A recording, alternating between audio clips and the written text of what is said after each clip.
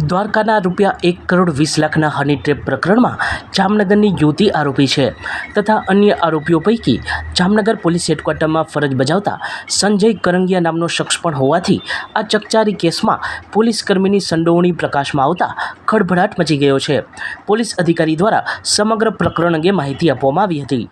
ગત તારીખ 24/4/2025ના રાતે 11:45 દ્વારકા પોલીસ સ્ટેશન ખાતે એક હની ટ્રેપનો ગુનો દાખલ થયો છે. એ ગુનાની ટૂંક વિગત એવી છે કે એક 27 વર્ષીય જામનગરની એક યુવતી છે.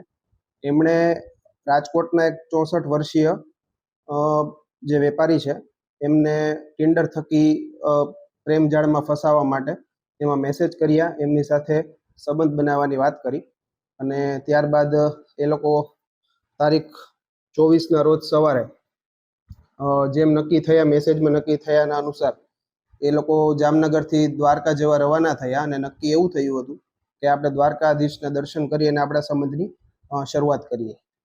એ સમય દરમિયાન ઓખામઢી ટોલ નાકાથી 5 કિલોમીટર આગળ પોરબંદર દ્વારકા હાઈવે ઉપર જ્યારે એ લોકો પોતાની કારમાં બંને જતા હતા, ફરિયાદી અને 27 વર્ષીય યુવતી, ત્યારે બે પોલીસના ડ્રેસમાં એક સ્વિફ્ટ ગાડીની અંદર બે પોલીસ કર્મીઓ છે પોલીસના ડ્રેસમાં આવી અને તેમની ગાડી એમણે રોકાવી હતી. એ ગાડી એમણે રોકાવી અને અમે પોલીસમાં છીએ એમ કરીને તપાસના ભાગરૂપે એ ગાડી ઊભી રખાવી, પૂછપરછ કરી અને એક જે ખોટી ડ્રગ્સની જે પડીકી હોય છે પેકેટ, એ પેલી યુવતીના બેગમાંથી મળી આવ્યું. એમ કહી અને એમને ફસાવવામાં આવ્યા કે તમારે દેશદ્રોહનો ગુનો દાખલ થાય તમારે એમાં અમારી સાથે પોલીસ સ્ટેશન આવવું પડશે. એના ભાગરૂપે યુવતી દ્વારા એવું કહેવામાં આવ્યું કે તમે કંઈક સમજો અને સમાધાન કરો. એના ભાગરૂપે જે બંને પોલીસકર્મીઓ છે એ ફરિયાદીની ગાડીમાં બેસી અને દ્વારકા આવવાનું નક્કી થયું. તે એક આંગળીયાની પેઢીમાંથી ફરિયાદી પાસે ₹1,20,00,000 કઢાવી અને એ લઈ અને બંને પોલીસકર્મીઓ છે ત્યાંથી ફરાર થઈ ગયા છે. આવી વિગતો મળી છે. ત્યારબાદ ગુનો દાખલ થયા બાદ 25 તારીખના રોજ પોલીસ દ્વારા 27 વર્ષીય યુવતી તથા એમની સાથે સંકળાયેલ એક જીમ ટ્રેનર છે જેનું નામ છે પરવતભાઈ બાસ્પોર્ટ, એ બંનેની કાયદેસરની અટક કરવામાં આવી છે. બીજા બે જે આરોપીઓ છે એમાંથી એક છે સંજય કરંગિયા, જે જામનગર હેડક્વાર્ટરમાં ફરજ બજાવે છે, અને એમની સાથે જે છે એ અજય હોમગાર્ડ કરીને છે, એ પણ અમારી જાણ મુજબ જામનગરમાં ફરજ બજાવે છે. તેમને જાણ થઈ એટલે તે લોકો જે રોકડ છે એ લઈને ત્યાંથી ફરાર થઈ ગયા હતા. હાલ જે તપાસ છે એ ઓખા મરીન પોલીસ સ્ટેશનના સબ ઇન્સ્પેક્ટર RR ઝરુ છે ચલાવી રહ્યા છે. જે કબજે કરેલ મુદ્દામાલ છે એમાં નેમ પ્લેટ જે છે પોલીસની એ મળી આવી છે, પોલીસનો યુનિફોર્મ મળી આવ્યો છે, એમણે જે સ્વિફ્ટ ડિઝાયર જે ગાડી હતી એ પણ મળી આવી છે.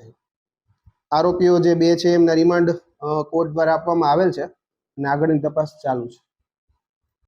તપાસ દરમિયાન એવું જાણવામાં મળેલ છે કે આ 4 જણાની જે ટોળકી છે એમણે ટૂંક સમય પહેલા જ એક અન્ય જગ્યાએ પણ આ ટાઈપનો ગુનો આચર્યો છે, જેનું ફરિયાદ હજી દાખલ થઈ નથી.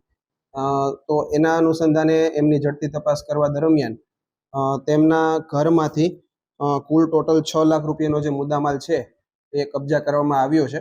એ જે તે જૂના સમયમાં એમણે આ વસ્તુ કરેલી હશે એના અનુસંધાનમાં આ વસ્તુ કાયદેસર રીતે કબજે કરવામાં આવ્યું છે. છોકરીના ઘરમાં? હા. છોકરી તો ક્યાં જામનગરની? હા, યુવતી છે હાલ જામનગર રહે છે. આ જે પોલીસ કર્મી જે છે એના ઉપર અગાઉ કોઈ મહિલા ઉપર ધડાકાને મારીને માર્યા થયો કે હા, એ વસ્તુ જાણવામાં આવી છે કે અન્ય ભૂતકાળમાં આવો એક બનાવ બનેલો છે.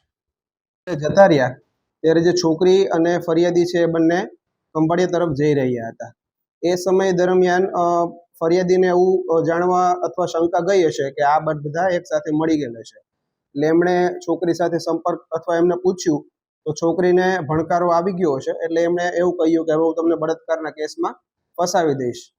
તો એ અંગે બંને વચ્ચે બોલાચાલી થઈ અને છોકરીએ ગાડી ઊભી રખાવી અને ત્યાં આગળ જે ફરિયાદી છે એમની સાથે બબાલ કરી હોવાનું જાણવા મળેલ છે. તેને ધ્યાનમાં આવીને પોલીસને આ વસ્તુની માહિતી મળી, ફરિયાદીને સમજ કરી અને દ્વારકા પોલીસ સ્ટેશન ખાતે ફરિયાદ કરવા એમને સૂચના આપેલ હતી. એમાં કુલ 3 કરોડની માંગણી મૂકવામાં આવી છે. માંગણી તો આમાં 8 કરોડની 8 થી 10 કરોડ માટેની હતી એવું જણાઈ આવ્યું છે, પણ એ બાબતની પુષ્ટિ થઈ નથી.